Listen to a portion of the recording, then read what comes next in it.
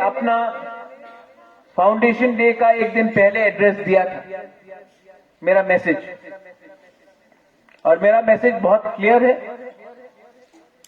कि आपको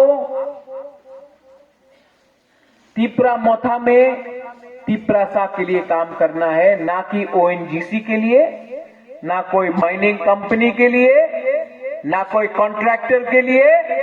आपको बुबागरा ने तिप्रा-मोथा में रखा है तिप्रा-सा दफा के लिए काम करने के लिए। किसी को अगर ओएनजीसी के लिए काम करना है तो काम करो, तो दरवाजा सामने है, आप चले जाओ।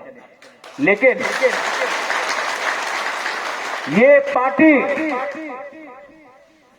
जो खून, जो पसीना बहा के हमने ये पार्टी बनाया है, दफा के लिए बनाया है, ओएनजीसी और कोई कॉन्ट्रैक्टर के लिए नहीं बनाया है।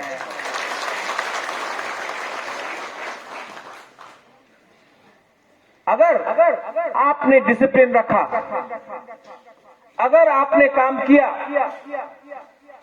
तो बुबागरा, ये लोग क्या बोलता है, ये लोग आपको थोड़ा रंग देगा, कॉन्ट्रैक्टर लोग थोड़ा सा गैस का कंपनी थोड़ा वो देगा, माइनिंग करेगा, बम ब्लास्ट करेगा।